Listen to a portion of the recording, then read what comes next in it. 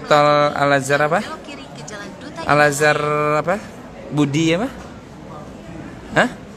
Sifa Budi kalau nggak salah.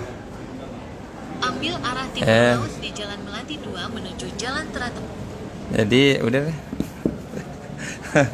Totonya tembusannya di Caman. Tapi Camannya situ sudah tahu karena kan travel umroh di situ kan di udah tahu deh. Ini belum dimatiin tadi sempat belum matiin udah lurus. Nah tembusannya di pertigaan sini kan. Pertigaan Cagaknya. Ada.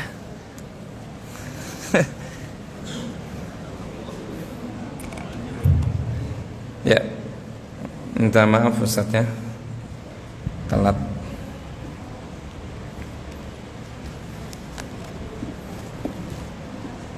Bisa kita mulai Bapak Ibu sekalian? Tayyib. Bismillahirrahmanirrahim. Assalamualaikum warahmatullahi wabarakatuh. Innal hamdalillah nahmaduhu wa nasta'inuhu wa nastaghfiruh wa na'udzu billahi min shururi anfusina wa sayyiati a'malina. Man yahdihillahu fala mudilla lahu wa man yudlil fala hadiya lahu. Asyhadu an la ilaha illallah wahdahu la syarika lah wa asyhadu anna Muhammadan abduhu wa rasuluh.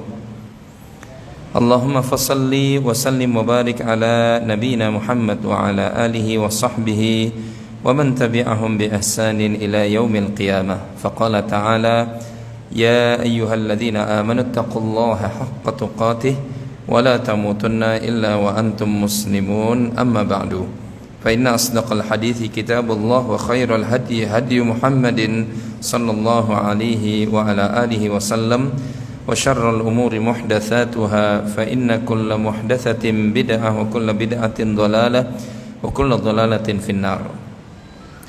Ma'asyiral muslimin wal muslimat, Bapak Ibu jamaah yang semoga dimuliakan Allah Subhanahu wa taala. Sudah sepatutnya kita di kesempatan waktu yang mustajab doa ini kita senantiasa memuji Allah Subhanahu wa taala, bersyukur atas seluruh nikmat yang Allah berikan kepada kita. Dan kita pun berdoa semoga Allah Subhanahu wa taala senantiasa menguatkan iman dan Islam kita. Allah Subhanahu wa taala senantiasa menguatkan iman dan Islam saudara-saudara kita, keluarga kita.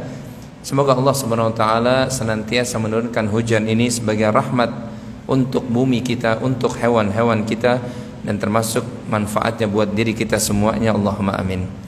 Dan yang tidak kalah pentingnya, semoga Allah SWT istiqomahkan kita di majelis ilmu. Allah jadikan ilmu yang kita bahas menjadi ilmu yang bermanfaat di dunia, terlebih lagi nanti keselamatan di akhirat. Allahumma amin. Bapak Ibu kaum muslimin wal muslimat, tema kita dalam pembicaraan siang hari ini berkaitan dengan salah satu dosa besar yang wajib kita jauhi, ya, yaitu dosa namimah, dosa adu domba, ya. Dan dosa adu domba ini memang diantara dosa-dosa lisan, ya, bahasan tentang tazkiyatun nufus kita, bagaimana seorang hamba itu berkewajiban untuk senantiasa mentazkiyah dirinya, ya, mentazkiyah hatinya dari segala dosa-dosa atau sesuatu yang bisa mendatangkan murkanya Allah Subhanahu wa taala, kemudian menghiasi hati kita, diri kita dengan akhlak al-karimah. Ya, jadi itu sebenarnya bahasan dari tazkiyah an-nufus, yaitu seseorang berupaya untuk menjauhkan hal-hal yang dilarang oleh Allah Subhanahu wa taala, sesuatu yang bisa mengotori jiwanya, mengotori hatinya. Setelah itu yang kedua, dia memasukkan, menghiasi dirinya, hatinya dengan hal-hal yang dicintai oleh Allah. Nah, itu proses tazkiyah an-nufus. Dan di antara hal yang bisa mengotori hati kita adalah perbuatan namimah, perbuatan adu domba, yaitu seseorang, kata para ulama, dia menyebarkan sebuah berita yang dia dengar dari si A contohnya, kemudian dia sampaikan kepada si B, dan kemudian dia bermaksud untuk memisahkan atau bahkan menimbulkan hasad, permusuhan, kebencian kepada si B tentang si A, atau sebaliknya dia cerita tentang si B kepada si A dalam rangka untuk si A benci kepada si B. Ini yang namanya namimah. Ya. Adakah Ustaz yang seperti itu? Ada, karena memang dalil menyebutkan demikian.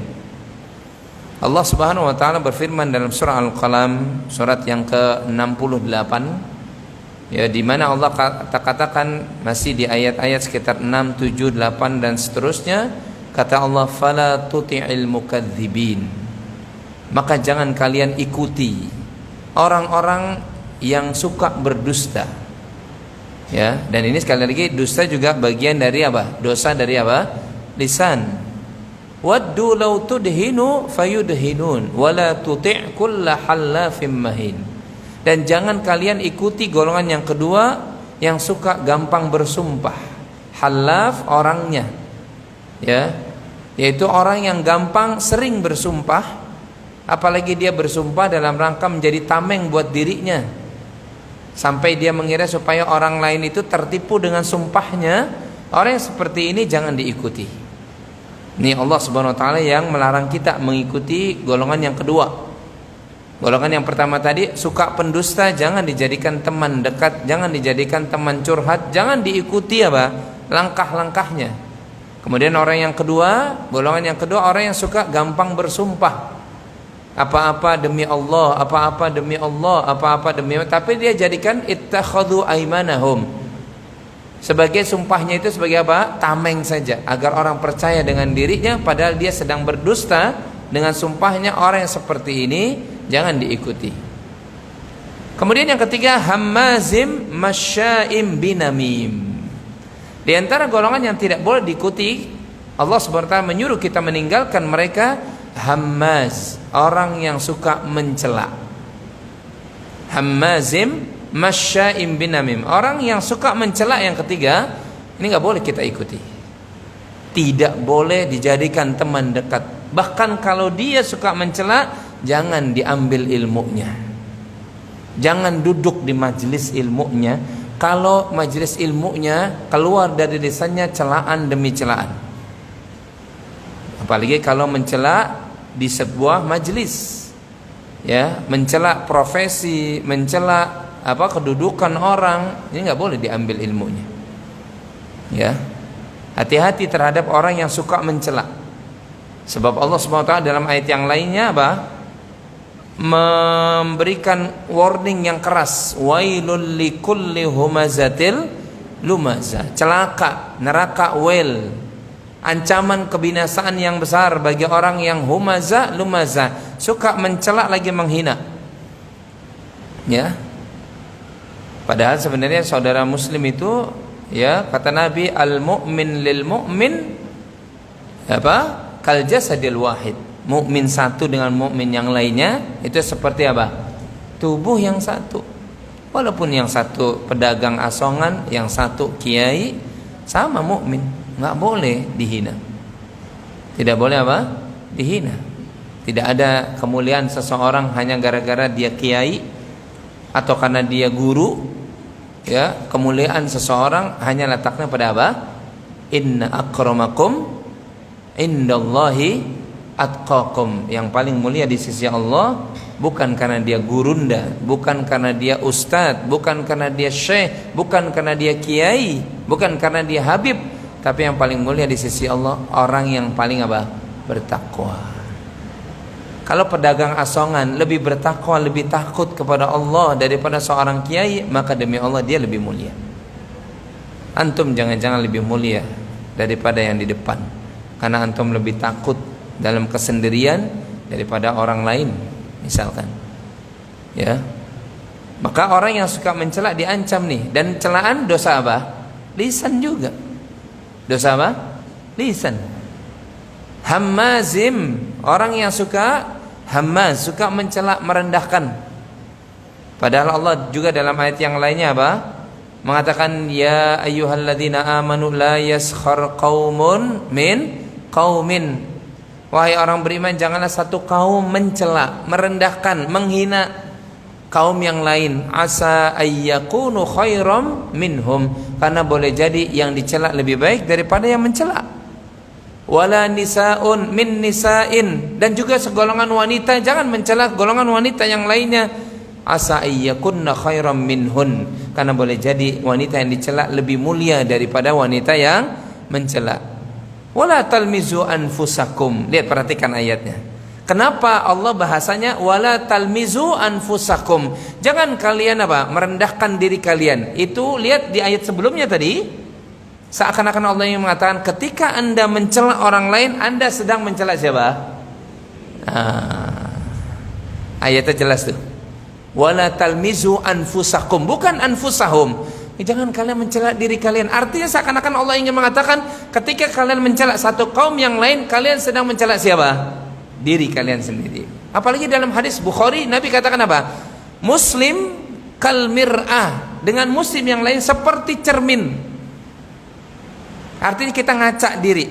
Kalau kita menghina saudara kita, pada kakaknya kita sedang menjatuhkan siapa? Menghina diri kita sendiri. Itu seandainya mereka tahu. Cuma kan kebanyakan orang tidak tahu. Ya.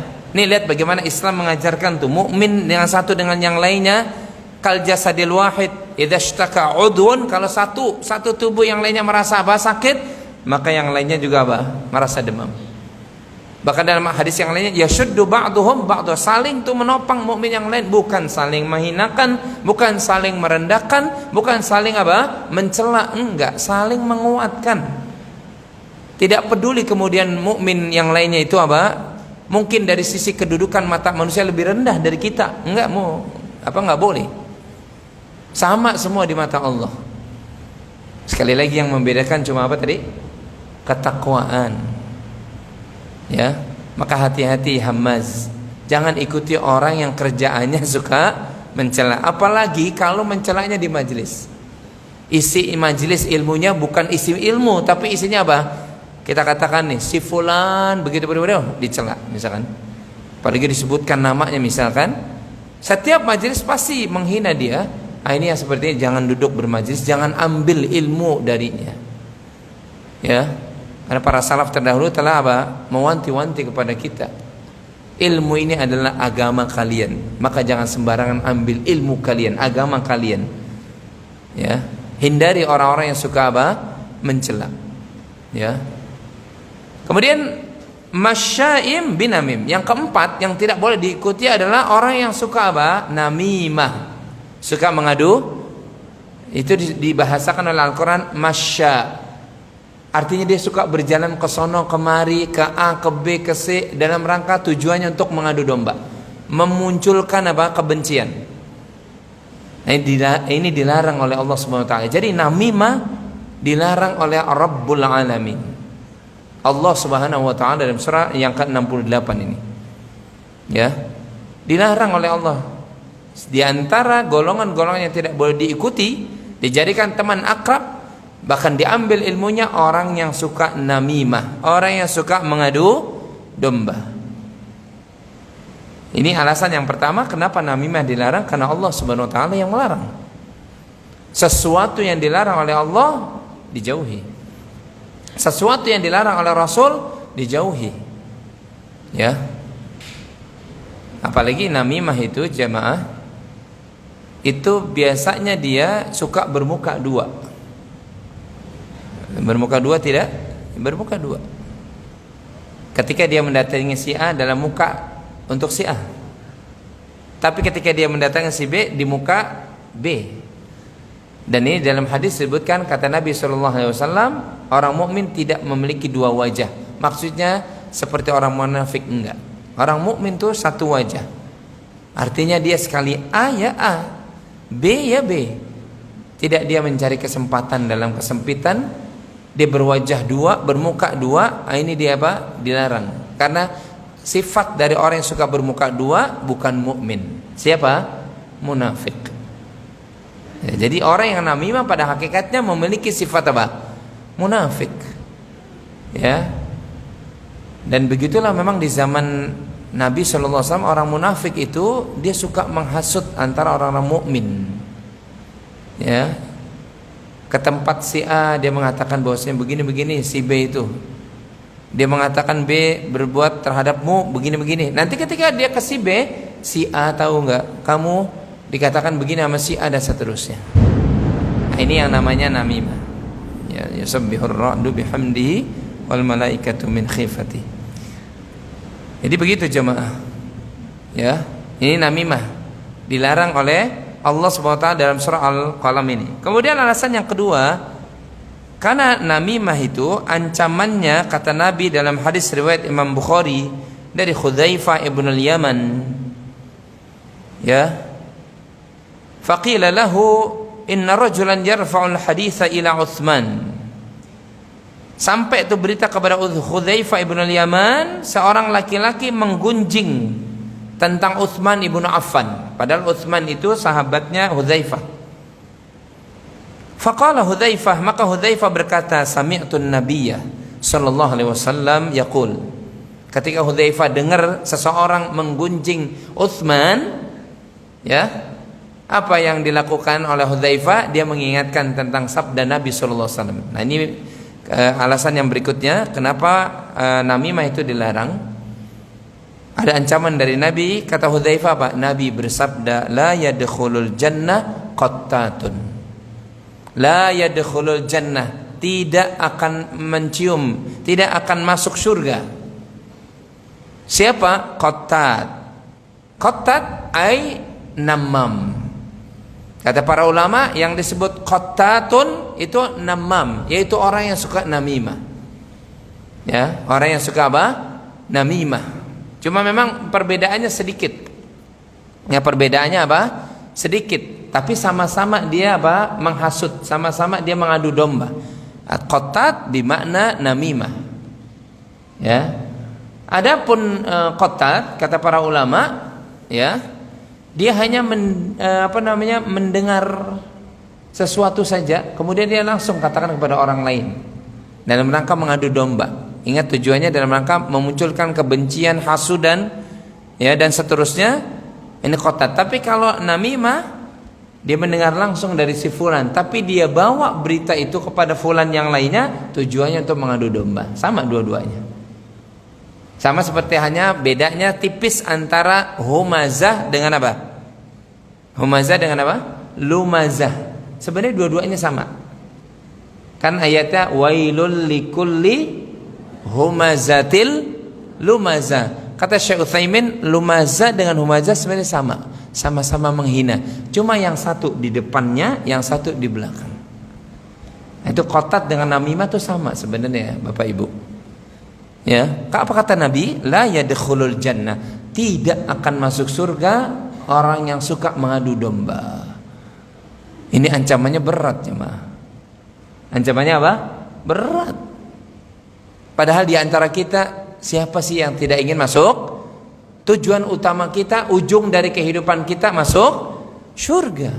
Tapi ada orang yang tidak masuk surga. Siapa itu? Namam, namimah, atau qattat, orang yang suka apa? Mengadu domba, berjalan ke sana kemari, tujuannya untuk menghasut kaum muslimin sehingga kaum muslimin satu dengan yang lainnya saling benci. Dan itu diancam dia tidak akan masuk surga. Cuma selisih para ulama, apa maksud Nabi la yadkhulul jannah? Tidak masuk surga tuh orang yang seperti itu. Sebagian ulama memaknai annahu yata'akhkharu dukhulahu fil jannah. Sebagian ulama memaknai maksudnya ancaman Nabi ini dia tidak masuk surga, diakhirkan masuk surganya. Kalau dia mukmin, tapi kerjaannya suka ngadu domba. Kira-kira bisa terjadi gak mukmin suka ngadu domba? Bisa gak, Bu? Bisa, ya kan? Bisa aja. Nah, yang seperti ini maka diakhirkan tuh masuk surganya. Tapi kalau kita bicara diakhirkan, makna dari tidak masuk surga, maksudnya diakhirkan surganya, kata para ulama, setelah semua orang-orang soleh masuk surga, dia nunggu dulu nanti paling belakang. Dan maaf, jangan digambarkan sama urusan akhirat dengan urusan apa? Dunia. Ya. Kalaupun diakhirkan itu bukan sehari, 2 hari, sepekan, 2 pekan, 1 bulan, 2 bulan, enggak. Tapi apa? Ribuan tahun. Yang lain udah pada menikmati surga, dia paling belakang. Kira-kira ini yang kita inginkan? Kan enggak juga. Nah, itu makna yang pertama. La yadkhulul jannah, tidak masuk surga, maksudnya dia diakhirkan masuk surga.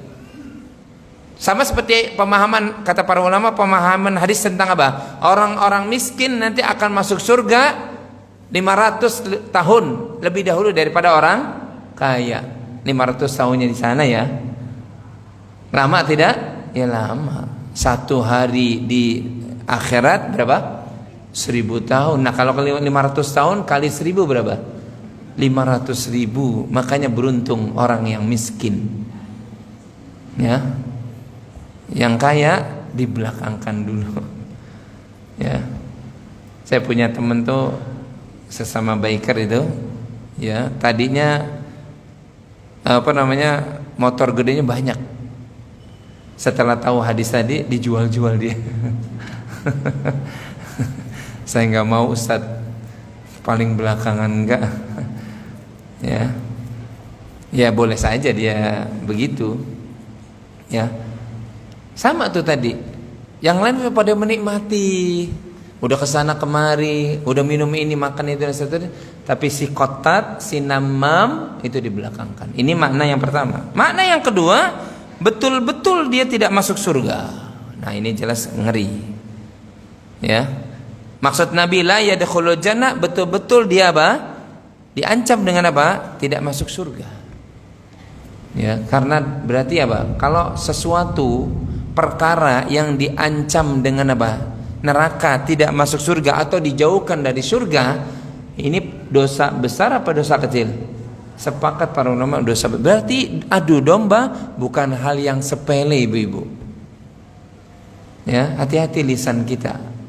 Hendaklah kita takut kepada Allah, hendaklah kita tazkiyah hati kita, diri kita dari perbuatan, salah satu perbuatan dosa besar, gampang ngomongin orang, kemudian tujuannya agar si orang ini benci kepada orang yang lain.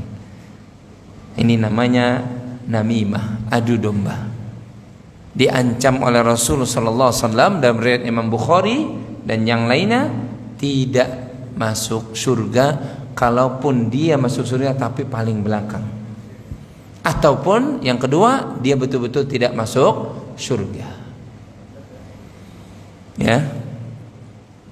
Kemudian yang kenapa alasan namam, adu domba itu termasuk hal yang wajib dijauhi? Yang keberapa berarti sekarang? Keberapa? 3 apa 4? 3 apa 4? Selisih pendapat para thalibul ilmi. Yang keberapa? 3 ya. Alasan kenapa namimah itu diharamkan ya? Karena ternyata namimah Rasul sallallahu alaihi wasallam sejajarkan dengan sihir. Ya. Rasul sallallahu alaihi wasallam itu bahkan mensejajarkan dengan sihir. Ya. Bahkan namimah lebih dahsyat dari sihir. Lebih dahsyat dari sihir. Ya. Nabi pernah mengatakan kepada sahabatnya, ala unabbiukum mal'udwu. Maukah kalian aku beritahukan ya tentang apa itu al-adwu? Ya. Maka Nabi mengatakan apa? Qala hiya an-namimah. Sedangkan al-udwu itu atau al-adhu itu artinya adalah apa? Dia sihir. Bahasa lain dari sihir. Maukah kalian aku beritahukan tentang al-adhu itu, tentang sihir itu? Kata Nabi, dia adalah an-namimah. Bagaimana tidak menyihir ya Bapak Ibu? Adu domba itu. Bahkan tadi kita katakan berdasarkan penjelasan para ulama kita, namimah justru lebih dahsyat dari sihir. Kalau sihir tentunya terjadi atas izin Allah Subhanahu wa taala juga menimpa seseorang, dan semoga Allah Subhanahu wa taala jauhi kita dari perkara sihir. Ya. Itu kalau sihir bisa jadi sepekan baru jatuh, sebulan baru kena, 3 bulan baru nyampe, bahkan bisa jadi setahun 2 tahun baru apa? Baru terjadi pada orang yang disihir, boleh jadi. Ya. Tapi kalau namimah nggak nunggu sepekan. Paham? Namimah bisa langsung apa? Hari itu juga. Nah, makanya Nabi katakan, tahu nggak kamu yang lebih dahsyat dari sihir? Yaitu namimah. Ya. Jadi namimah itu bahkan apa? Sehari itu langsung jadi. Seseorang bicara sama A, kamu tahu yang dibicarakan si B itu tentang kamu. Gimana? Diceritakan tentang si B. Nanti dia si A. Baik, jazakallah. Ya. Hujan ya. Berarti ini hangat. Ini enggak. Yang ini jadi apa 3 ini? Bingung kita minumnya. Nggak sekalian jus atau susu gitu. Intermezzo dulu. Ya. Udah gitu gelasnya gelas jumbo lagi, ya kan? Bu Yuni nih bertanggung jawab, ya kan? Sampai mana tadi kita? Hah? Sihir. Sihir itu mungkin bisa sepekan baru jatuh dengan izin Allah ya. Sebagaimana firman Allah tentang apa Nabi Sulaiman, maksudnya tentang kerjaan setan yang memfitnah Nabi Sulaiman, wattaba'u ma tatlus syayatinu ala mulki Sulaiman wa ma kafara Sulaiman walakinna syayatina kafaru. Yang kafir itu setan. Ya, karena mereka jin-jin itu memfitnah. Ketika Sulaiman wafat, mereka belagak memberitahukan kepada manusia di bawah dari singgasana Sulaiman, ada buku-buku tentang sihir yang kalian pelajari itu bagus. Padahal sebenarnya mereka yang buat. Nah, maka turun ayat itu tuh. Allah membersihkan nama Sulaiman alaihi salatu wassalam. Ya. Dan wattaba'u ma tatlus syayatinu ala mulki Sulaiman. Mereka mengikuti apa yang dibikin-bikin oleh syaitan tentang Sulaiman. Wa ma kafara Sulaiman. Kata Allah, Sulaiman enggak kafir, walakinna syayatina kafaru. Sungguh setan itu yang kafir. Memfitnah Sulaiman. Ya. Mereka berada ya setan-setan yang ya jin-jin yang apa terpaksa. Karena kan Allah berikan Sulaiman itu kekuasaan bukan sekedar kepada manusia, tapi jin loh. Jin tunduk dengan izin Allah di tangan Sulaiman.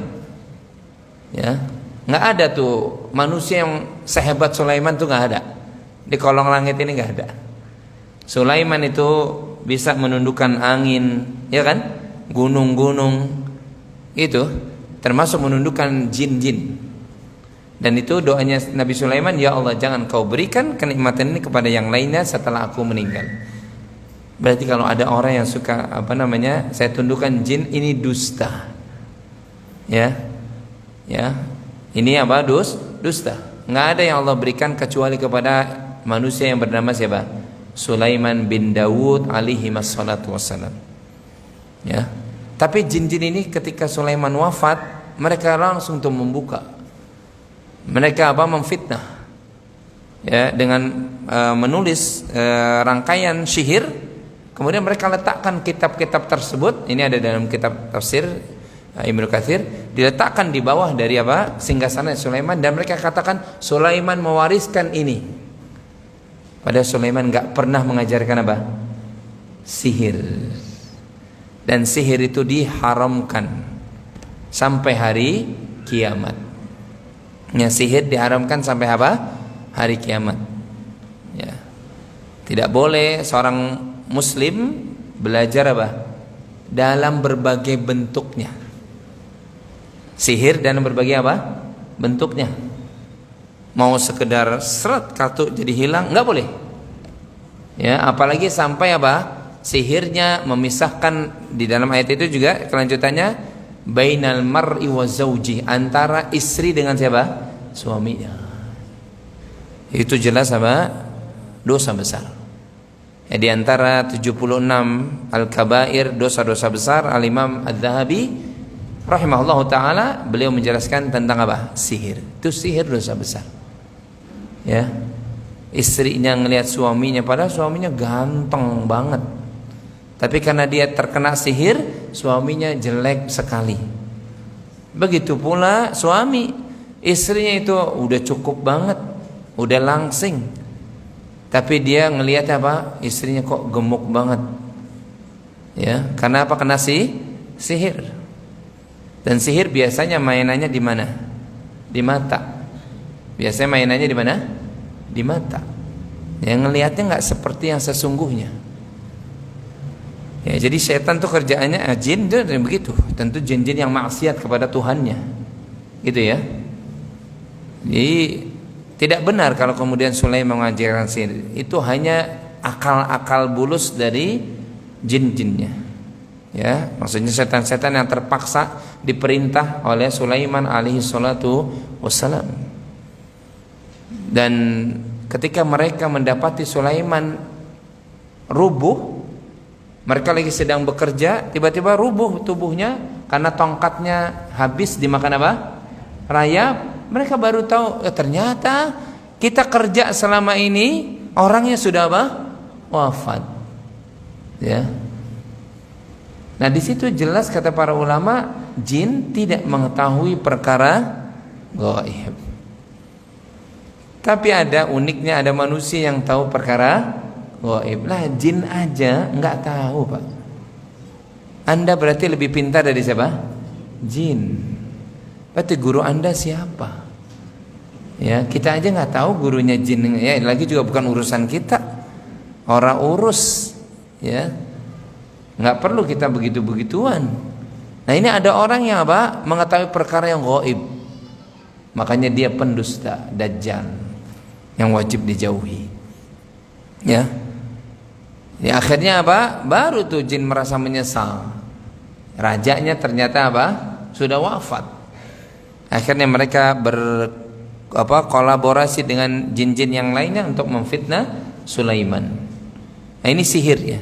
Sihir itu bisa menimpa mungkin sebulan, 3 bulan, 1 tahun, 2 tahun. Itu lama. Tapi lihat ketika apa? Namimah. Pada hari itu juga 2 mukmin jadi berantem. 2 mukmin saling membenci, 2 mukmin saling bertikai gara-gara dosa apa tadi? Namimah. Ya, dosa namimah jamaah. Bahaya ini makanya. Ya, bahaya. Ya, namimah itu jelas lebih dahsyat dari sisi ini dari sihir. Ya. Walaupun demikian kita diberikan apa? Diberikan tameng untuk apa? Dijauhi dari sihir. Ya. Ada orang yang menyihir seseorang, bersekutu dengan jinnya. Dia datangi dukun, kan biasanya begitu kan. Dukun kemudian membaca mantra-mantra, dirapal, kemudian apa? Dikirimkan. Ya. Dan itu memang ada. Ya, naudzubillah min dzalik. Ada orang yang kemudian jatuh kepada perbuatan dosa yang paling besar di bawah kesyirikan. Ya. Itu mereka bersekutu dengan apa? Jin. Dan orang kalau bersekutu dengan jin, Bapak Ibu, itu pasti jin minta sesuatu. Pasti itu. Nanti dibaca dalam surat Al-Jin ya. Ya. Wa annahu kana rijalum minal insi ya'udzuna birijalim minal jinni fazaduhum rahaqa, yang justru bertambah. Dan ketika ada seorang yang dari kalangan manusia minta kepada jin, ya, minta kepada apa? Perlindungan kepada jin. Apa kata Allah? Justru menambah dosa. Maka ya nggak boleh kemudian seorang mukmin bersekutu, berteman. Gimana Ustaz? Sama aja.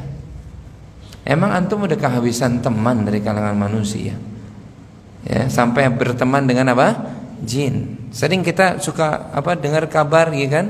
Dia sampai nikah sama jin. Lah, memang nggak ada wanita yang cantik dari kalangan manusia, ya, mustahil. Atau nggak ada, emang wanita dari kalangan manusia udah habis, ya. Di Duta Indah aja wanita banyak, buktinya ngaji sekarang banyakkan wanita, ya kan? Kenapa harus kemudian begitu? Biarkan itu jin dengan urusan jinnya. Kita urusan apa? Manusia. Nggak perlu kemudian kita kolaborasi, kemudian berteman, nggak perlu. Dua-duanya ini ditaklif, diberikan beban oleh Allah. Wa ma khalaqtul jinna wal insa illa liya'budun. Tidaklah aku ciptakan jin dan manusia, masing-masing tuh. Ya. Berarti ada manusia yang taat, ada jin yang taat, ada manusia yang maksiat, ada jin yang maksiat, ada manusia yang soleh, ada jin yang juga soleh, sama. Tapi nggak perlu saya berteman sama jin yang soleh kok, tenang aja, nggak perlu. Ya tidak perlu. Mendingan berteman dengan apa? Manusia soleh, kelihatan, ya, nggak ribet, ya.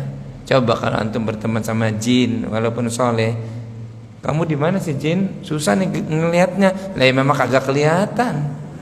Ngapain ngomong begitu, ya kan? Berteman dengan apa? Satu jenis. Ya urus kita manusia, bukan urus sama jin. Manusia nanti dihisab sama, jin juga dihisab. Manusia nanti juga masuk surga atau naudzubillah masuk neraka sama, jin juga ada yang masuk surga, ada yang masuk apa? Neraka. Karena taklifnya sama. Adz-Dzariyat 56 tadi. Surah Adz-Dzariyat ayat 56 sama. Ya jangan antum ukur, ya. Kalau jin itu disiksa di api neraka, kan dia dari api, Ustaz. Gimana ceritanya? Enggak perlu ribet. Mendingan diimani saja. Ya, bahwasanya apa? Jin yang maksiat, yang kafir, yang musyrik, dia juga diancam dengan neraka. Dan kuasa Allah, mampu Allah menjadikan api kemudian apa? Membakar api lagi, menyakitkan api lagi. Bagi Allah itu mudah. Ya. Kita aja ya kan sama. Ada yang mencontohkan tuh, ya kan? Gimana jin enak dong dia, asik disiksa, orang saya juga dari api gitu kan? Enggak, sama dia juga sengsara. Ya. Gimana menjelaskannya Ustaz? Maka dijelaskan oleh Ustaznya, kemudian nampar. Ustaznya nampar yang nanya. Kata Ustaznya, sakit gak? Ya sakit dong, ditampar. Kan saya juga tanah, ente juga tanah. Sakit gak? Sakit, ya sama begitu. Api juga dengan api sama nanti. Ya. Tapi lebih dari itu diimani. Diimani. Ya, bahwasanya apa? Nanti juga sama tuh yang begitu. Maka kita berlindung tuh kepada Allah dari apa? Sihir. Kita berlindung kepada Allah dari sihir, dan juga kita berlindung kepada yang lebih dahsyat dari sihir, yaitu tadi namimah, adu domba. Ya, kita aja minta perlindungan kepada Allah dari sihir. Makanya walaupun sihir sampai detik ini masih ada, nasallallahu alaihi wal afiyah, semoga Allah selamatkan kita, tapi agama telah apa? Menurunkan apa? Tamengnya. Kenapa? Kemudian apa? Kita disuruh sering baca Al-Quran, menjadikan Al-Quran sebagai apa? Wirid harian. Jangan lepas dari Al-Quran. Ya. Kemudian kenapa Rasul kita SAW menyuruh kita apa? Membaca Al-Mu'awwidzatain, 2 surat perlindungan, yaitu surat apa? Al-Falaq dengan An-Nas. Kenapa kemudian ada syariat ruqyah? Ya, Nabi juga apa? Diruqyah oleh Jibril.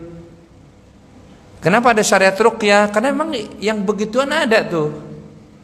Yang begituan ada, tapi kita punya tameng. Gitu ya.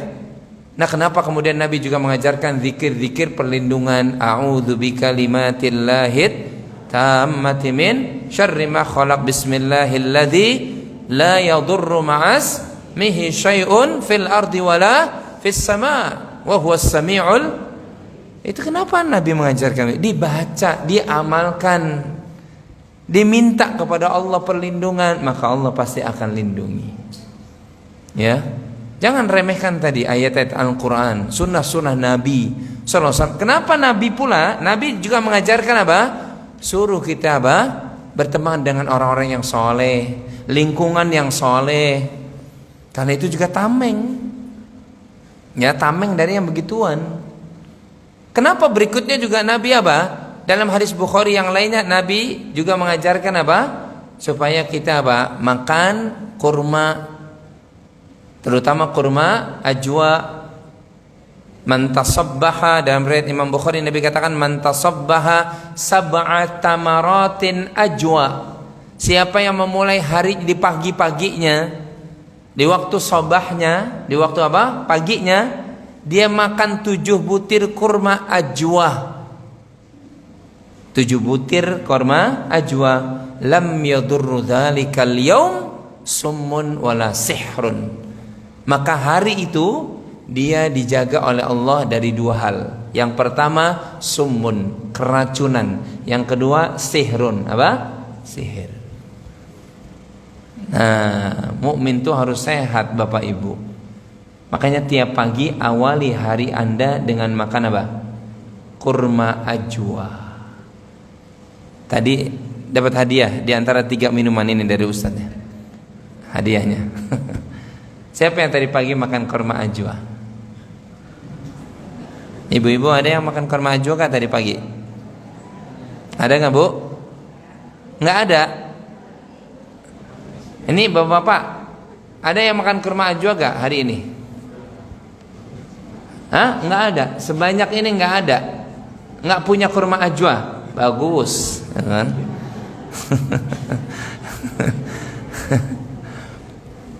Kurma ajwa itu kan kecil Pak, kecil kan? Warnanya apa? Hitam, lebih pekat, ya. Ajwa itu dimakan. Walaupun kata Syekh Utsaimin di dalam kitab beliau mengomentari hadis ini, walaupun sebagian ulama membolehkan makan kurma yang lainnya, tapi lebih utama kurma apa? Ajwa. Tapi mahal Ustaz. Ya nggak apa-apa. Kalau udah sakit keracunan lebih mahal mana? Dan uniknya ajwa itu kalau untuk meruqyah, coba orang yang maaf kesurupan, orang yang kena sihir jejelin, tahu jejelin nggak? Lolodin, tahu lolodin nggak? Hah? Sebanyak ini nggak tahu jejelin lolodin, kebangetan, ya kan? Kasih apa namanya kurma ajwa, ya. Itu kurma ajwa itu dibenci oleh jin, ya. Oleh karena itu, kalau bisa punya stok di rumah ajwa. Punya Pak? Stok di rumah ajwa gak? Ya. Punya Mas Bayu? Yang punya siapa? Tolong berbagi sama Ustadz ya. Enggak, itu hanya bercanda ya kan? Oh di belakang ada Pak? Ada. Ada berapa kilo? Kalau ada berapa kilo nanti ketika ketemu di luar Pak ya kan? Ustadznya mau habis masalah. Saya makan tiap hari 7 Pak. Baru makan lagi nanti jam-jam 10, jam 11.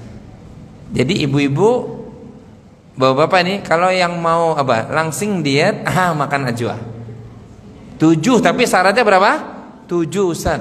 7. Ya memang 7. Nabi menyebutkan sab'a tamaratin ajwa 7. Jangan nawar. 2 aja gimana Ustaz? Orang 7 kok 2. 3 deh Ustaz, 7. Baru itu bereaksi terhadap 2 hal tadi. Dan sumun, keracunan, itu siapa yang bisa mengatakan dengan pasti makanan yang kita makan, nasi atau buah itu pasti bersih semuanya? Belum tentu. Ya, belum tentu Pak. Oleh karena itu apa? Nabi itu makanya mengajarkan awali hari kalian ketika mengomentari hadis ini riwayat Imam Bukhari, Al-Imam Ibnu Hajar Al-Asqalani dalam kitab beliau Fathul Bari syarah tentang Bukhari, beliau mengatakan maksudnya Nabi mantasabbaha sebelum segala sesuatu, sebelum makan apapun makan ajwa dulu. Itu maksudnya begitu. Ya.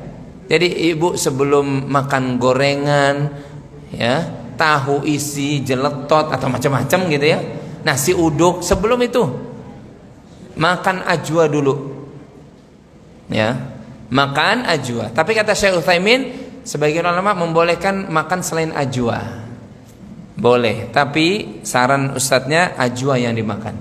Kenapa demikian? Kata Al-Imam Ibnu Hajar Al-Asqalani rahimahullahu taala, karena pohon nenek moyangnya ajwa sudah didoakan oleh baginda Rasulullah sallallahu alaihi wasallam.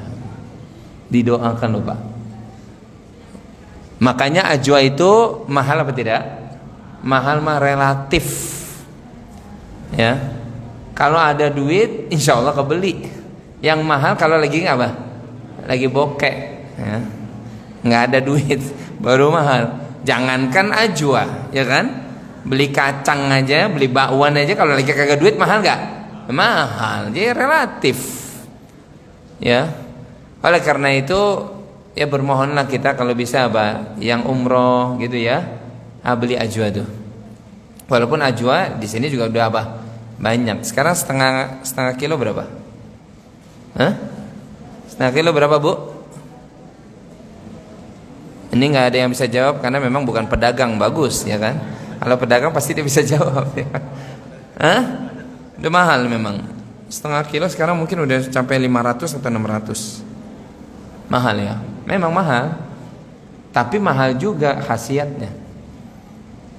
Sekali lagi siapa? Kenapa Nabi mengajarkan apa? Memulai sesuatu di pagi hanya dengan ajwa. Karena ternyata Allah jauhkan lam yadurru dzalikal yaum, pada hari itu Allah jauhkan apa? Kemudaratan dari dua hal, yaitu summun apa? Keracunan. Yang kedua nih juga. Kalau summun keracunan yang terlihat, tapi ada yang tidak terlihat, yaitu apa tadi? Sihir. Ya. Maka ayo deh, mulai habis ngaji sekarang nanti ya, silakan beli ajwa. Ya. Silakan stok di rumah. Jangan nunggu makan kurma itu, jangan nunggu apa? Ramadan. Ini nunggu Ramadan. Ramadan pun juga boro-boro berbuka pakai kurma. Kurmanya udah ada, tapi yang dimakan apa? Gorengan. Itulah kita. Ya. Harusnya kurma dulu. Nabi mengajarkan besok nih, kira-kira berapa hari lagi? 80-an ya. Semoga Allah panjangkan umur kita, bisa mendapati berkahnya Ramadan. Mudah-mudahan Ramadan kita maksimal insyaallah tahun ini. Allahumma amin.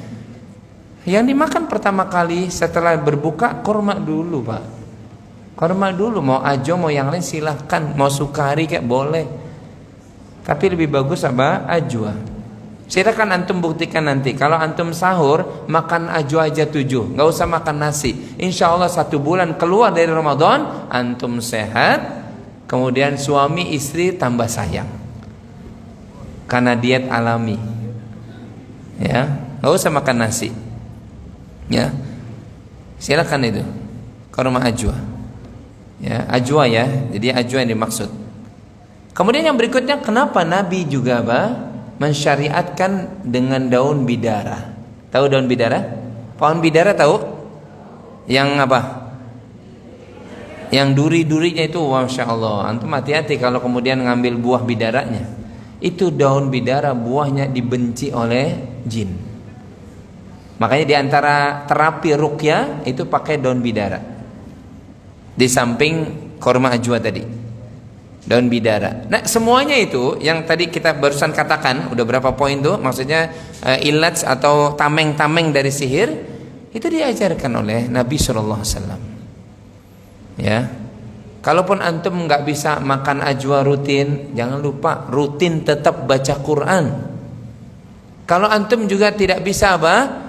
Tadi dengan daun bidara, jangan lupa rutin berzikir pagi dan petang. Insya Allah dijauhkan, dijaga oleh Allah Subhanahu Wa Taala dari bukan sekedar sihir tapi yang lainnya.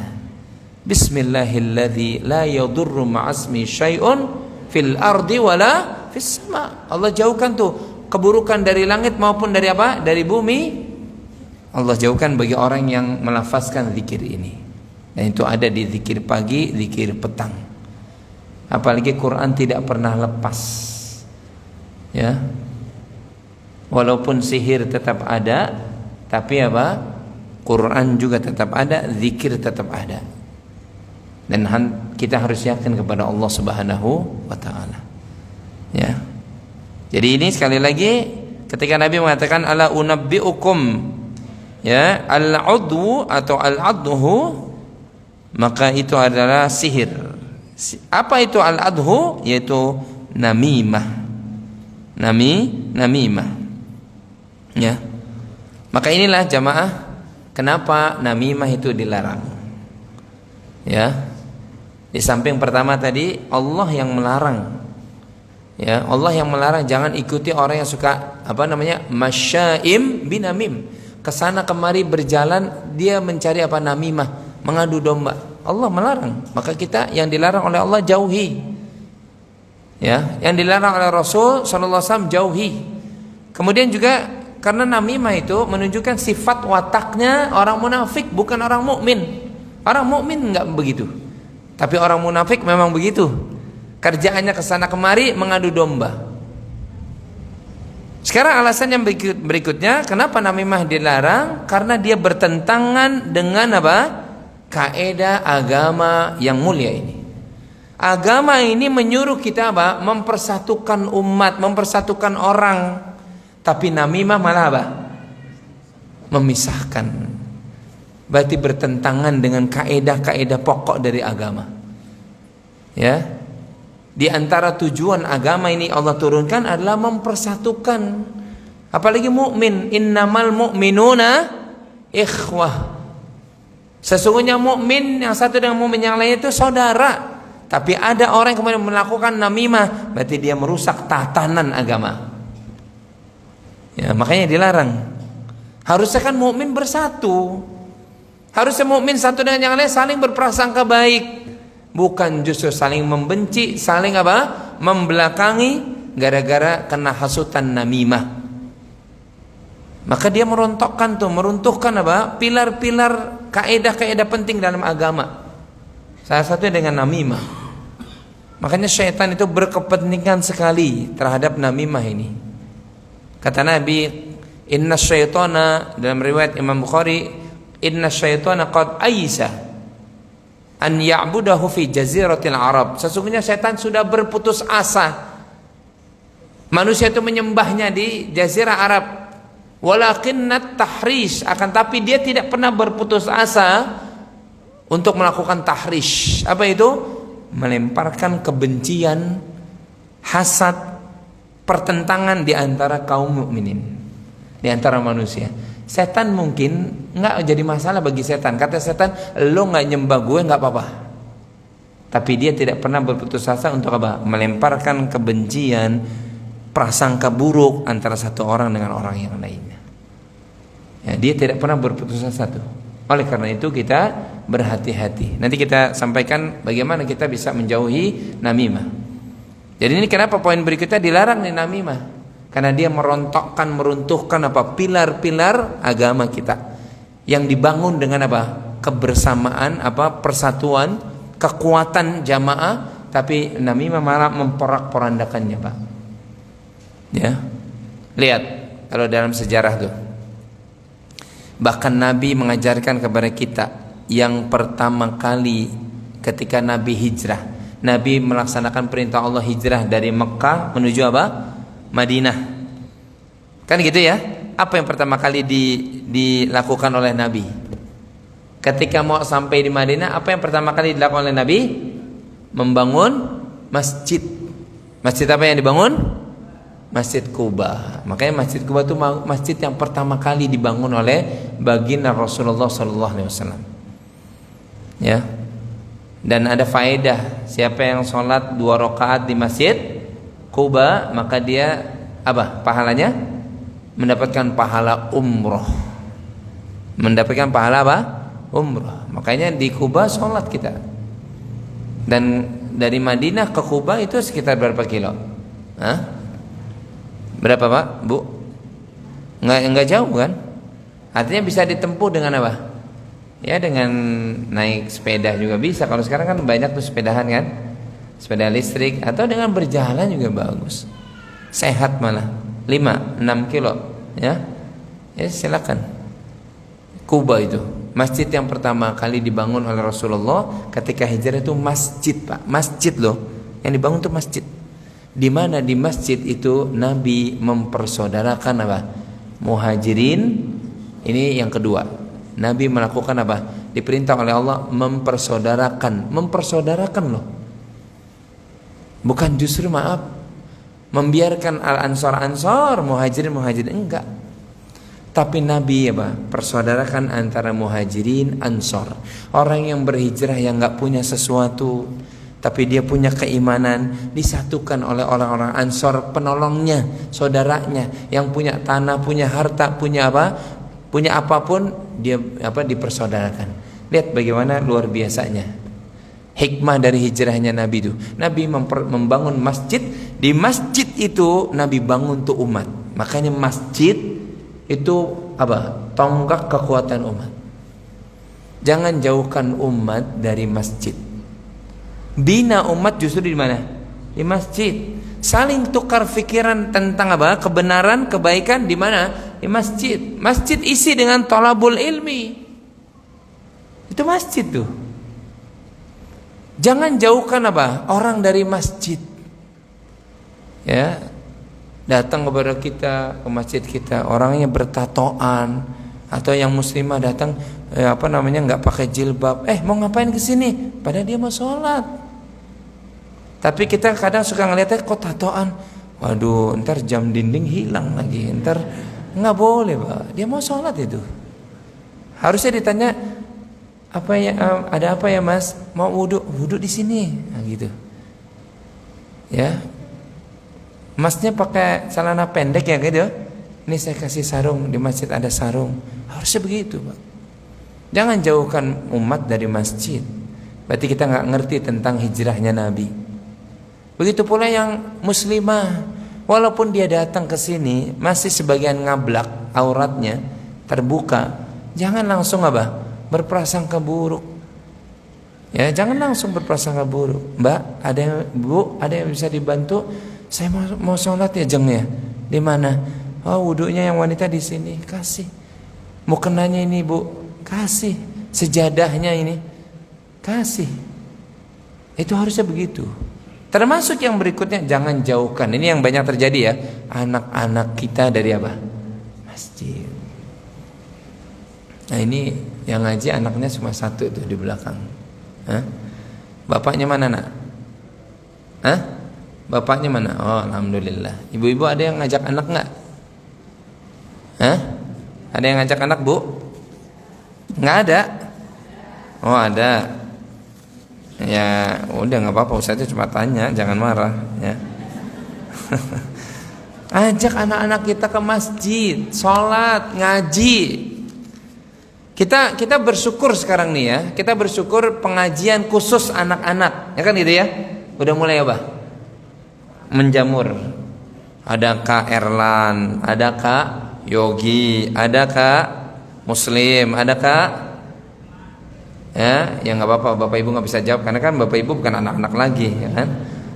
Alhamdulillah harus didukung. Kalau bisa yang punya anak itu dorong. Nah besok di masjid, ini masjid apa? Al-Ikhlas ada kajian khusus kamu untuk anak-anak. Ada gak? Udah ada kajian belum? Belum ternyata. Ya kalau bisa anak-anak kita dirangkul datang ke masjid, ngaji ke masjid, sholat berjamaah. Yang laki-laki jangan dijauhkan anak-anak kita dari masjid. Berarti kita nggak paham tentang sejarahnya hijrahnya Nabi. Anak-anak itu kenalkan dengan rumah Allah, yang putra maupun yang putri, sambil diajarkan adab-adabnya. Jangan malah justru anak kita datang ke masjid, ya baru sekedar ngobrol sedikit sama temannya langsung dijewer, dikeplak kepalanya, atau dikeplak, ya, didulek kalau orang Betawi bilang gitu ya, palanya digituin. Besoknya dia hadir nggak Pak? Enggak. Yang salah siapa tuh? Iya bapaknya, ibunya. Jangan. Ya namanya anak-anak, ya begitu emang dunianya. Dia sholat, tengok-tengok, kan gitu kan? Yang bapaknya kok dia ngeliat ke sujud, bapak ngeliat apa sih di bawah gitu. Ya bapaknya juga yang lagi sholat jangan jawab, ya bapak sholat begini lah, jangan. Namanya anak-anak emang begitu. Ya, makanya kalau anak kita ajak ke masjid bersama siapa? Orang tuanya. Sholatnya di mana? Samping orang tuanya. Jangan orang tuanya di saf pertama, anaknya di mana? Di belakang. Wajar gak dia ngobrol? Karena ada teman sejawatnya, gitu kan? Ya wajar, jangan. Kalau mau ketemu teman sejawatnya nanti setelah dia sholat. Setelah dia zikir baru tuh. Nah teman-teman mau ketemu silakan. Tapi kalau sholat di sampingnya, ikutin abah ya, ikutin ummah ya, gitu. Tapi ketika kita lagi sholat dia tengok-tengok, ya wajar, namanya anak-anak. Belum apa? Belum memayyiz, ya. Tapi terus kita ajarkan adab. Kita mau berangkat nih, mau kemana sih ya? Kita mau ke masjid. Ingat nak, masjid itu rumah Allah. Hendaklah kita apa? Adab sama Allah ya, jangan ngobrol, jangan tengok-tengok. Kalau udah sholat ngeliatkan pas sujud, terus ajarkan begitu ya, terus ajarkan, ingatkan terus anak-anak kita sambil belajar dia di majelis di masjid itu. Belajar, ustadznya juga menerangkan tentang adab di masjid, adab sama orang tua, adab sama apa teman, adab sama yang lebih tua diajarkan. Semua umat diajarkan di masjid. Itu Nabi begitu. Nabi tidak sekedar mengajarkan apa? Ibadah saja di masjid, tapi apa? Ekonomi bahkan peperangan dari masjid. Ya. Semuanya itu diajarkan. Itu masjid sentral makanya, Pak. Ya, mudah-mudahan setelah disampaikan ini, mudah-mudahan beberapa bulan ke depan ada kajian anak di sini nih. Ya, siapa ketua masjidnya siapa? Hah? Ketua masjidnya siapa? Main lempar-lemparan. Ya, kalau bisa ada kajian anak-anak kita khusus. Ayo kita hidupkan masjid kita supaya regenerasi anak-anak yang cinta masjid itu masya Allah pahalanya ngalir terus Pak. Di antara 7 golongan ya yang akan mendapatkan naungan Allah nanti di hari kiamat, yang tidak ada naungan kecuali naungan dari Allah, salah satunya siapa? Rajulun ya mu'allaqum wa qalbuhu mu'allaqun bil masajid. Seseorang yang hatinya selalu terpaut kepada siapa? Masjid. Pengennya kangen ke masjid, mau ketemu, mau belajar di masjid, mau apa? Mau ketemu teman di masjid, mau ngambil ilmu dari ustadz di masjid. Selalu hatinya terpaut dengan masjid. Ini diantara 7 golongan, satu golongan yang apa? Hatinya selalu terpaut di masjid. Ya, jadi jangan jauhkan apa? Masjid. Dan ingat tadi Nabi juga mempersaudarakan. Justru yang ada dipersaudarakan, bukan dijauhkan. Makanya ini kekuatan umat tuh. Allah memerintahkan wa'tasimu bihablillahi jami'an wa la tafarraqu. Berpegang teguhlah kalian semuanya dengan tali agama Allah, jangan berpecah belah. Yang ada justru apa? Orang yang suka memecah belah, ini jelas apa? Bermaksiat dia kepada Allah. Tapi orang yang mempersatukan, ini justru berpahala tinggi di sisi Allah. Karena agama pilarnya adalah persatuan. Maka persatuan itu hukumnya apa? Wajib. Sedangkan perpecahan hukumnya apa? Ya, hukumnya haram. Nggak boleh kita berpecah, Pak. Ya. Tapi wajib kita bersatu. Bahkan sampai ini saking apa? Saking pentingnya menyatukan dua hati orang mukmin yang sedang bertikai, sampai Rasul sallallahu alaihi wasallam membolehkan bohong kepada salah satu ini. Padahal sebenarnya hukum asal bohong apa? Dusta itu hukumnya apa? Dosa kan? Tapi ada dusta yang dibolehkan. Itu menunjukkan saking pentingnya mempersatukan umat. Yaitu diantara dusta yang dibolehkan, satu apa? Satu dusta apa? Apa Bu? Hah? Dusta apa? Dusta di peperangan, di medan perang, menipu musuh gitu ya. Seakan-akan apa? Kita dapat bala bantuan, padahal cuma trik aja, trik untuk memutar pasukan. Sebagaimana yang dilakukan oleh Khalid bin Walid pada saat menghadapi Romawi. Romawi melihat kaum muslimin kok bertambah di bawah pimpinan Khalid, padahal Khalid cuma strategi. Dusta enggak apa-apa di peperangan. Ya. Kemudian yang kedua, dusta apa? Dusta seseorang dengan maksud untuk menyatukan orang yang sedang berselisih. Ya. Suami istri berselisih misalkan, datang ke Pak RT. Ya. Kata istrinya, saya ingin cerai Pak sama suami saya. Loh, kenapa? Kata suami saya juga pengen cerai. Emang kenapa? Suami saya begini-begini. Kata Pak RT-nya, Bu, suami ibu yang saya dapeti, saya kan ketua RT, enggak saya dapeti kecuali yang baik-baik. Padahal dia sebenarnya sedang apa? Mencoba untuk apa? Mendamaikan. Itu boleh. Siapa bilang bu suami itu ibu begitu? Kata si fulan, ibu jangan percaya si fulan. Saya ketua RT. Nah, di sini siapa yang ketua RT? Hah? Ada RW? Ketua RW Bapak? Ya nggak apa-apa Pak, disebut ketua RW juga nggak apa-apa, ya kan? Ketua RW Pak, tanggung jawabnya berat tuh Pak. Ya, boleh Pak. Begitu pula suami, kata Pak RT-nya, maaf Pak, saya tidak dapati istri Bapak kecuali yang baik. Padahal sebenarnya istrinya memang nggak baik-baik juga. Ya boleh. Tuh lihat, saking pentingnya mempersatukan sampai berdusta terhadap begitu aja boleh. Dan yang ketiga, dosa yang dibolehkan apa? Qauluz zaujah ya li zaujihi wa qauluz zaujati li zaujiha. Perkataan suami kepada istrinya, perkataan istri kepada suami. Ini kan sebenarnya pernah kita sampaikan nih, ya. Pernah kan? Suami berkata kepada istrinya, ya, Masya Allah, apa namanya? Kamu tuh masakannya is the best se-Jakarta. Oh padahal enggak juga, ya kan? Cuma bikin istrinya jadi melanglang aja ke langit gitu kan. Yang bener Mas, iya. Padahal sebenarnya asem banget sayurnya. Kata istrinya juga, Mas, enggak ada yang seganteng Mas. Di Jakarta ini saya enggak temui itu laki-laki seperti Mas. Padahal enggak juga. Jangankan se-Jakarta, satu RT aja dia kalah, ya kan? Tapi istri ngucapin gitu boleh enggak? Boleh. Boleh, dalam rangka cinta semakin apa? Semakin erat. Lihat tuh ya, 3 itu boleh tuh Pak. Taruhlah kita nggak yang pertama, nggak di medan perang, tapi kita kan ketemu istri kita, ibu ketemu suami boleh. Sesekali ya Allah, mana ada mantuk kayak gini sama mertua, wah suaminya langsung apa?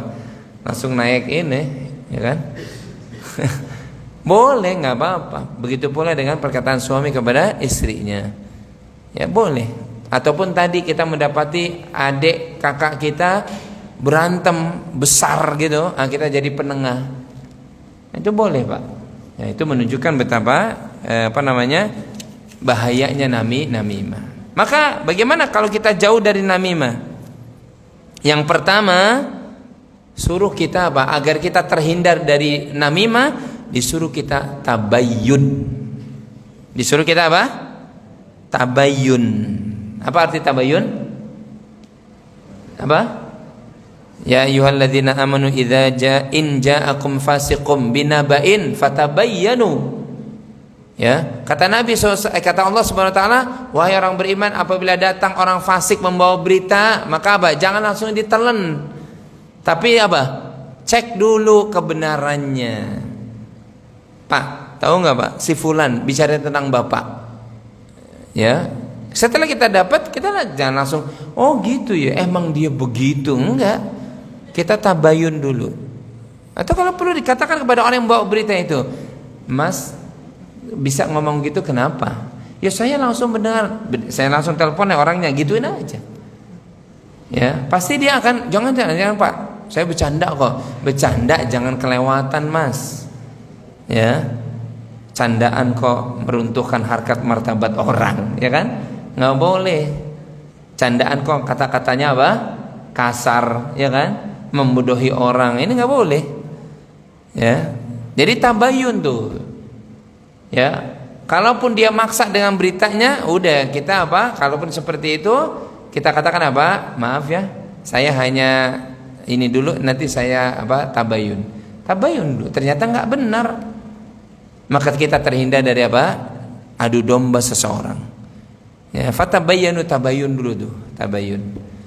Kemudian yang kedua, agar kita terhindar dari apa? Namimah, salamatus sadr. Jaga dada kita, prasangka baik kita kepada kaum muslimin. Ya. Jaga. Ya, kalau ada orang yang mengatakan si fulan begitu loh Pak, si fulan begitu loh Bu. Ya, maka kita katakan mungkin dia melakukan seperti itu karena demikian. Makanya kata Umar bin Khattab, berikan alasan kepada saudaramu. Jaga persangkaan baik kita, jaga keselamatan dada kita, hati kita dari apa? Berprasangka buruk terhadap siapa?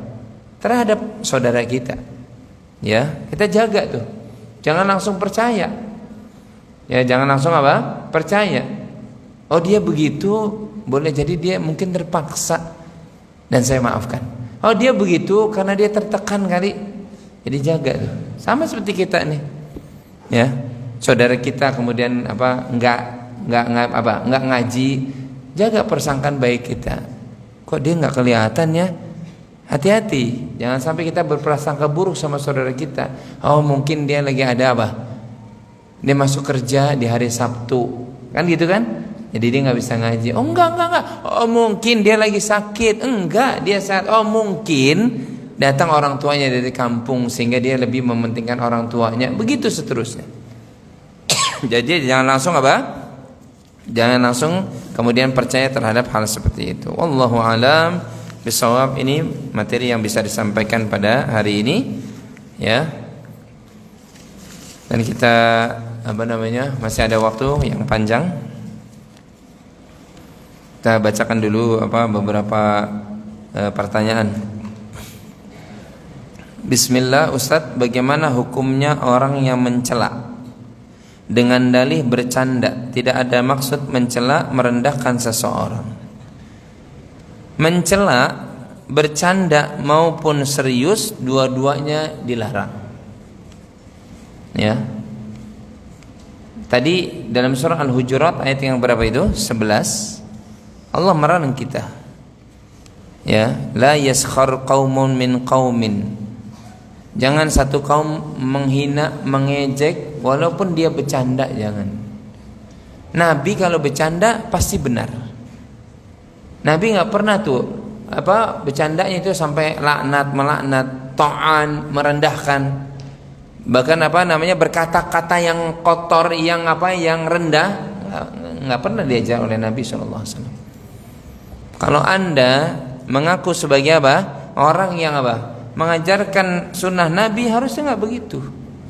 Tapi saya bercanda, tetap bercanda juga nggak boleh menyakiti orang. Kalau bercanda yang benar, ya. Apalagi sampai mengatakan dia bodoh, dia saudaranya bodoh lah gitu ya. Itu nggak benar, nggak boleh, ya. Jadi jangan sampai kita kemudian bercanda tetapi candaan kita itu tercatat di sisi malaikat. Ma yalfidhu min qaulin illa ladaihi raqibun atid. Tidaklah terlafaz dari ucapan seseorang kecuali ada raqib yang mencatat, ada atid yang menyaksikan. Ya. Enggak boleh kita kemudian mencela saudara kita. Minta maaf, taubat kepada Allah Subhanahu wa taala. Bercandalah dengan canda yang yang hak, yang benar. Ya, jangan canda yang membodohi orang, mencela rendahnya orang, enggak boleh. Ya. Ini dijauhkan nih kalau bisa, ya.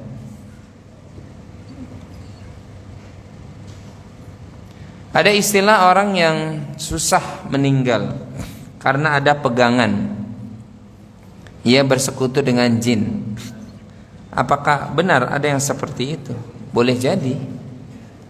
Wallahu alam, boleh jadi karena ada sesuatu yang dia tanam di dalam dirinya. Al jaza min jinsil amal. Ya, balasan itu sesuai dengan apanya? Amal.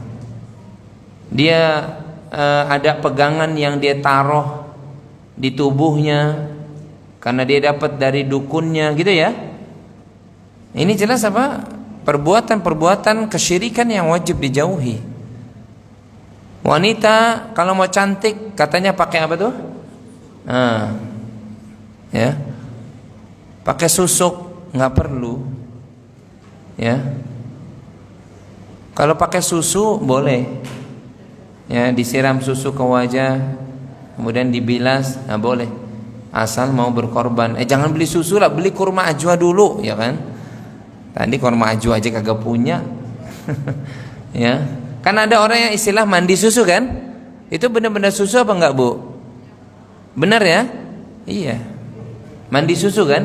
Kalau laki-laki mungkin enggak mandi susu. Mandi ke susu, ya kan? Ya. Jadi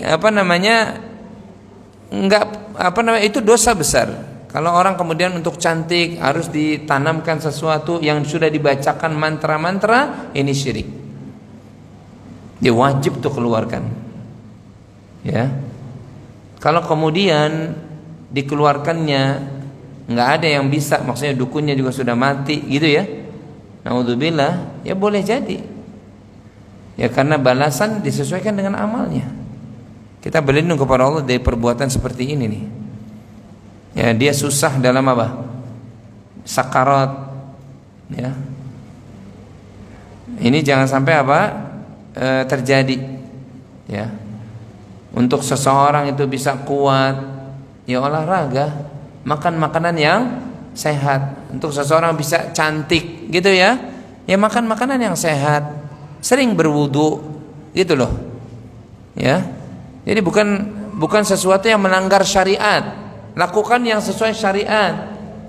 Mau terlihat awet muda, ya seringlah dijaga itu makanannya. Nah ini makanan gorengan, ya wajar aja. Makanan yang buruk akhirnya buat kulit jadi semakin Iya. Coba kalau makanannya yang sehat-sehat, kemudian dia olahraga, dia sering tersenyum. Maksudnya bukan senyum sendiri ya. Artinya dia murah senyum. Insya Allah orang memandangnya Masya Allah. Umurnya 35 Bu, wah saya udah 60, Masya Allah. Murah senyum. Iya. Ya. Bukan dengan cara-cara yang yang batil, bahkan yang syirik. Datang ke dukun berapa ratus juta pun dia koceknya dia keluarkan. Tapi hati-hati kalau di akhir hayatnya dia nggak mampu keluarkan sesuatu yang yang batil tadi dalam tubuhnya, ngeri ini. Karena para salaf terdahulu mengatakan hari ini yang menimpa diri kami itu boleh jadi dosa 30-40 tahun yang lalu. Ya, jadi boleh dikatakan boleh jadi. Ya, bagaimana cara mengatasinya? Ya berilmulah kita. Ya, kalau sudah terjadi, bertobatlah kepada Allah. Ya, bertobatlah kepada Allah dengan taubatan nasuha. Sebelum kemudian datang ajal, bertaubat kepada Allah. Kalau bisa memang dikeluarkan, keluarkan. Ya. Jangankan gituan, Pak. Jangankan gituan ya, Bu ya. Nabi mengatakan sesungguhnya daging yang dia tumbuh dari sesuatu yang haram, maka neraka ancamannya. Itu daging, makanan yang haram nih kita makan. Berarti masuk ke mana? Ke dalam tubuh kita. Kita asik dengan yang haram-haram. Ini ancamannya juga jelas. Ya. Naudzubillah min dzalik. Apalagi hal-hal yang sifatnya tadi kesyirikan, ini wajib dijauhi. Jadi boleh jadi terjadi itu iya. Dan itu mungkin kalau kita katakan masih mending dihukum di dunia. Harusnya dia taubat tuh. Dia taubat dengan taubatan nasuha. Harus dikeluarkan. Saya pernah pengalaman di Garut itu. Pengalaman berhari-hari, Pak. Berhari-hari, susah. Ini ibu. Ya. Ya, ternyata memang ada sesuatu yang masih ada di dalam tubuhnya. Ya, Allahul musta'an. Ya, kita minta perlindungan kepada Allah dari dosa-dosa yang seperti itu, dan juga dosa-dosa kecil. Saya pernah mengalami hal yang di luar nalar, Ustaz. Foto saya di kamar terbang, waduh, dan jatuh berserakan. Lagi gempa bumi kali, Ibu. Gempa buminya skalanya 8, kali. Setelah itu setiap malam selama 7 hari saya tidak bisa tidur. Ya Ibu, karena memang lagi gak bisa tidur aja. Ya. Saat itu saya sedang menghafal surat Al-Jin juz 20 9. Apakah ada hubungannya? Wallahu alam. Ya. Wallahu alam. Tapi yang jelas, kalau jin itu menggoda manusia memang tugasnya. Jin-jin yang maksiat ya, memang tugasnya. Kemudian dia diberikan kekuatan untuk menggoda memang ada. Ya memang apa? Ada. Tapi kalau menghadapi hal-hal seperti yang ditanyakan tadi, ya kan? Coba istilahnya berzikir kepada Allah. Dan enggak usah masuk di dalam lingkaran was-was begituan. Ya. Misalkan dengan mengatakan, waduh, terbang ini, waduh, tolong jangan ganggu saya, enggak perlu begitu. Ya. Berarti kita masuk dalam lingkaran apa? Nah, itu yang diinginkan oleh syaitan. Ya udah hampurasun. Apa kalau minta maaf bahasa Sundanya apa? Hah? Ya udah deh saya ngelihat kejadian begitu enggak usah. Ya. Tapi orang-orang yang bertauhid sepengetahuan saya, orang-orang yang bertauhid dengan tauhid yang benar, insya Allah enggak mengalami begitu. Ya. Tidak mengalami apa? Seperti itu. Ya. Wallahu alam. Kalaupun misalkan lagi baca surat Al-Jin juz 29, ya, ada fenomena seperti tadi, ya baca aja terus. Baca aja. Ya, mungkin jinnya lagi suka dia main-mainan terbang-terbangan tadi, ya, bisa jadi. Jangan-jangan itu dia lagi suka begitu, biarin aja. Tapi jangan masuk ke dalam lingkaran mereka. Ya, baca aja terus. Ya, jadi jangan terganggu. Ya. Wallahu alam bisawab.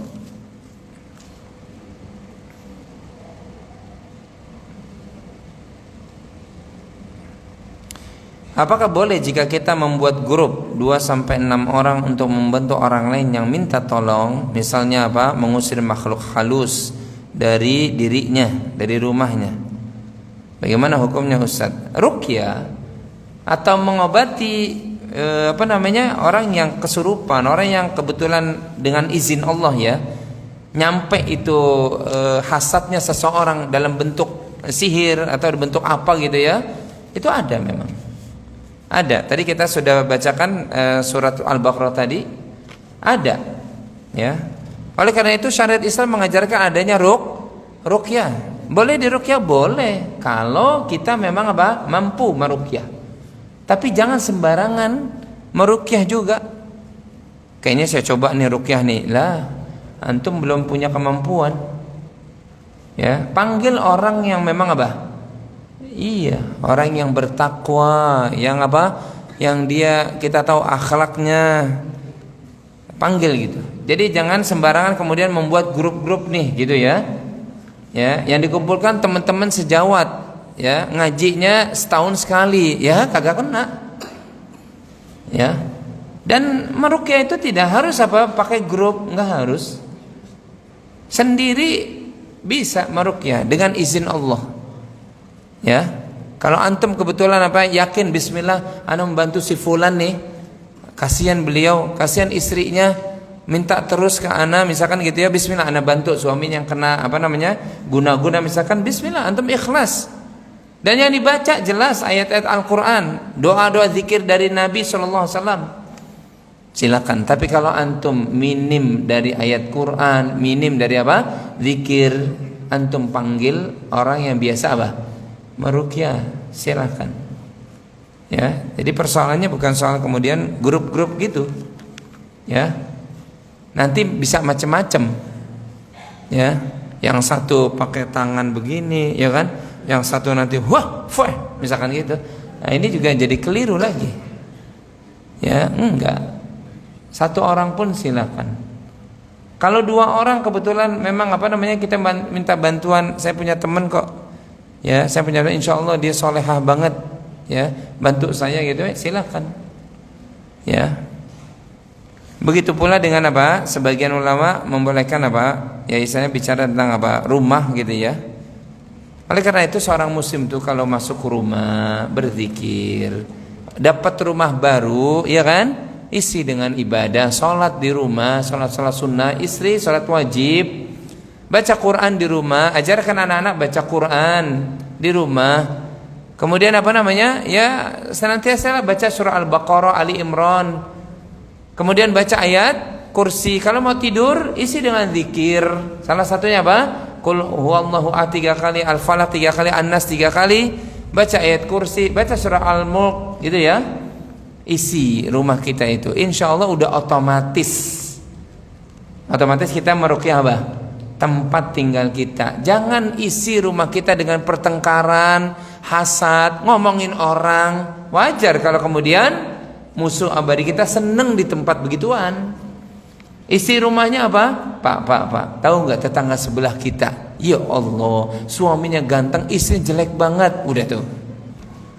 Rumah begitu. Ya, ketika azan memanggil gitu kan? Dia tutup gordennya. Kemudian apa? Seakan-akan dia benci sama azan begitu. Yang begini wajar kalau kemudian apa? Setan betah di tempat yang begitu. Tapi kalau kita kemudian apa? Melakukan apa yang diperintah oleh Allah dan Rasulnya, rumah kita aman dari yang begituan. Ya, ingat, setan memang senantiasa tuh senang kalau rumah apa? Jauh dari ketaatan. Ya, rumah itu justru terjadi pertengkaran, hasad, tamak dan seterusnya. Ini senang mereka. Sebagaimana senang setan itu berada di tubuh kita yang begitu. Maka hindarkan itu, atau minimal apa? Lemahkan potensi syaitonia dalam diri kita dengan senantiasa mentaati Allah, mentaati Rasulnya, baca Quran, berzikir, lemahkan potensi itu walaupun setannya masih ada. Makanya Nabi kenapa mengajarkan kalau masuk rumah kasih salam, kan gitu kan?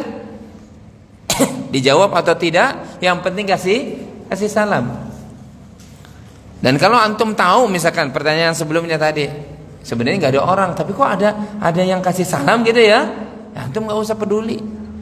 Nah, jangan ikut arus tadi. Sebentar, tadi yang jawab siapa ya? Maaf. Nah, jangan. Nggak perlu macem-macem.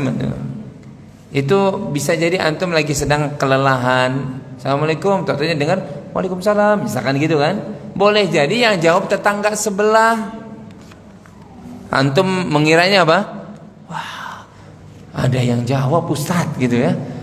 Makanya anak maaf, ini rumah anak ya, jangan diganggu. Nggak perlu. Dia tambah kuat tuh yang begitu. Ya, jadi jangan sampai kita masuk dalam lingkaran syaitan. Waliyadzubillah. Kurma ajwa ada yang premium dan reguler. Ini pedagang kali yang nanya ya. Hah? Ini ibu-ibu semua nih. Soalnya kalau kita makan yang reguler, yang kecil-kecil, apa khasiatnya dengan kurma yang premium yang besar-besar sama? Disebutkan di dalil nggak disebutkan yang premium yang dimakan atau reguler, nggak perlu ribet banget, ya kan? Udah makan yang penting ajwa. Ya Bu ya. Ibu ngambil ajwa yang ini sekilo berapa? 200. Ini sekilo berapa? 50. Beli yang 50 aja. Ya nggak apa-apa. Yang penting ajwa. Yang penting apa? Ajwa. Ya, emang orang Indonesia ya begitu, milihnya lebih apa? Lebih murah ya kan? Ya. Pas dimakan apa? Langsung pahit. Ya milihnya 50.000. Coba kalau milihnya 200 ya kan? Ya kan beda. Nggak ada dalil yang menyebutkan harus premium atau reguler, ribet nanti kalau ibu-ibu beli. Sebentar Mas, ini premium atau reguler gitu kan? Ya. Nanti tanya ustadz yang ya repot, ya kan? Jangan suka nyusahin ustadznya Bu. Ya.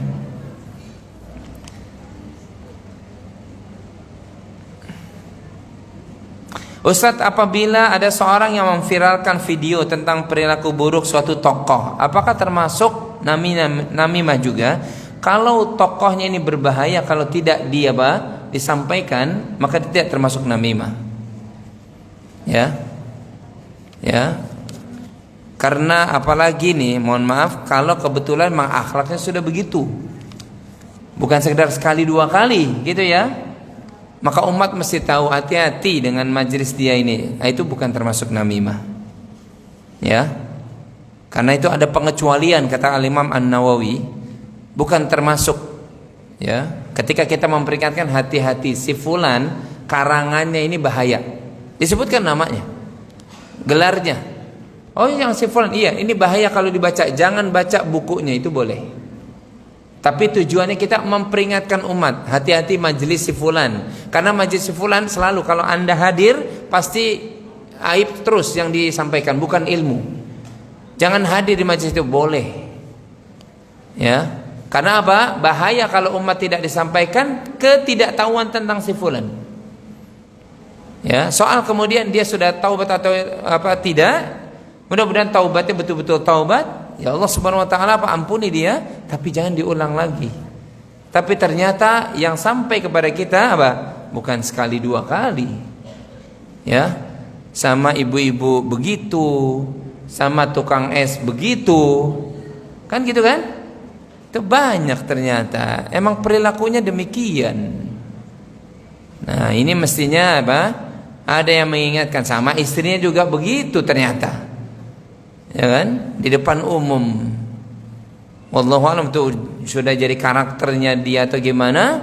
Nah, umat jangan duduk di majelisnya. Umat jangan dengarkan apa?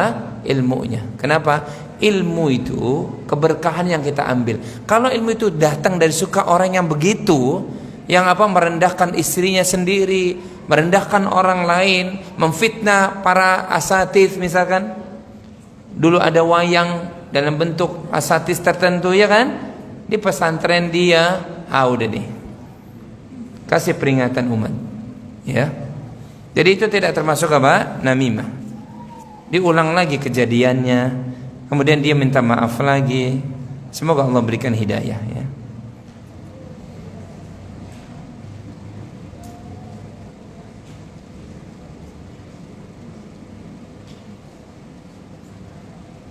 Wallahu a'lam bishawab. Jadi cukup dulu kajian kita pada siang hari ini ya. Mudah-mudahan insyaallah dalam kesempatan yang lainnya kita dipertemukan kembali dengan tema tazkiyatun nufus yang lainnya insyaallah pada pertemuan yang berikutnya. Hanya kepada Allah Subhanahu wa taala kita minta perlindungan. Mudah-mudahan Allah senantiasa menjaga kita, keluarga kita dari segala mara bahaya. Allah menjaga kita, keluarga kita, kaum muslimin dan muslimat dari orang-orang yang hasad, orang-orang yang dendam, orang-orang yang bermaksud buruk. Semoga Allah SWT jaga negeri ini dari orang-orang yang buruk. Dan mudah-mudahan Allah berikan hidayah kepada pemimpin-pemimpin kita. Allah jadikan mereka orang-orang yang takut kepada Allah Subhanahu wa taala. Allah jadikan negeri kita negeri yang baldatun thayyibatun wa rabbun ghafur. Allahumma amin. Wa sallallahu ala nabiyyina Muhammad. Subhanakallahumma wa bihamdika asyhadu an la ilaha illa anta astaghfiruka wa atubu ilaik. Assalamualaikum warahmatullahi wabarakatuh. Waalaikumsalam warahmatullahi wabarakatuh. Jazakallahu khairan yang kita anjurkan kepada Ustaz. Semoga apa yang disampaikan dapat kita amalkan. Barakallahu fikum. Untuk informasi kajian pekan depan insyaallah hari Ahad oleh Ustaz Nazmi Umar Bakar dengan bahas 50 sebab terhindar dari siksa kubur dan insyaallah ini bab yang terakhir. Itu saja yang dapat kita sampaikan. Jazakallahu khairan. Assalamualaikum warahmatullahi wabarakatuh. Assalamualaikum warahmatullahi wabarakatuh.